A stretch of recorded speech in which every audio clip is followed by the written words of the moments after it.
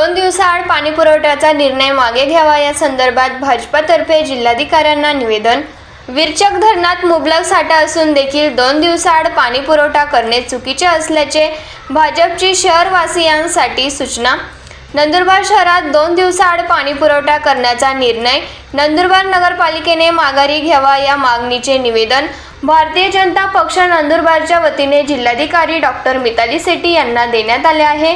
माजी मंत्री आमदार डॉक्टर विजयकुमार गावित यांच्या मार्गदर्शनाने संसदरत्न माजी खासदार डॉक्टर हिना गावित यांच्या नेतृत्वात भारतीय जनता पक्षाच्या नगरसेवकांद्वारे हे निवेदन देण्यात आले आहे। निवेदनात नमूद करण्यात आले आहे की नंदुरबार शहराला पाणी पुरवठा करणाऱ्या विरचक धरणात मुबलक पाणी असतानाही नंदुरबार नगरपालिकेने शहराला 2 दिवसाआड पाणी पुरवठा करण्याचा घेतलेला निर्णय अतिशय चुकीचा असून नागरिकांना तो त्रासदायक ठरणार आहे। नगरपालिकेने हा निर्णय तत्काळ मागे घेऊन 1 दिवसाआड पाणी पुरवठा करण्यात यावा अशी मागणी करण्यात आली आहे। या प्रसंगी विरोधी पक्षनेते हिरालाल चौधरी, नगरसेवक आनंदा माळी, शहराध्यक्ष भाजपा नरेश कांकरिया, आकाश चौधरी, नगरसेवक पंकज चौधरी, नगरसेविका नीता मराठे, दीपक चौधरी यांच्यासह भारतीय जनता पक्षाचे पदाधिकारी उपस्थित होते।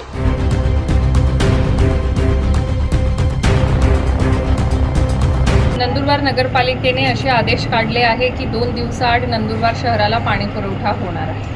आणि या संदर्भामध्ये आम्ही विरचक धरणाचे जे संबंधित अधिकारी आहे त्या अधिकाऱ्यांशी आमच्या भारतीय जनता पार्टीचे शहर अध्यक्ष आणि सर्व पदाधिकारी यांनी भेट घेतली आणि त्यांच्याकडनं माहिती जाणून घेतली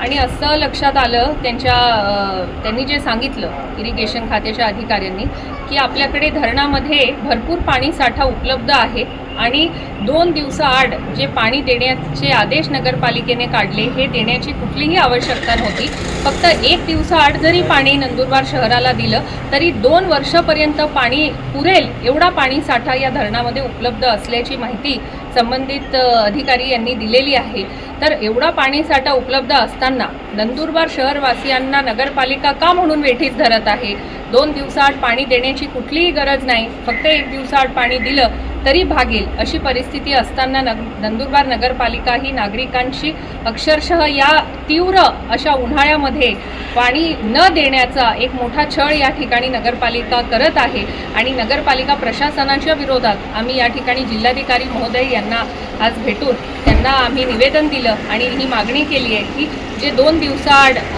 पाणी देण्याचा जो निर्णय नगरपालिकेने दिलेला आहे तो रद्द करून 1 दिवसाआड फक्त पाणी पुरवठा हा झाला पाहिजे अशा प्रकारचे आदेश त्वरित पारित करावे आणि नंदुरबार शहराच्या लोकांना या भीषण उन्हाळ्यामध्ये या ठिकाणी पाणी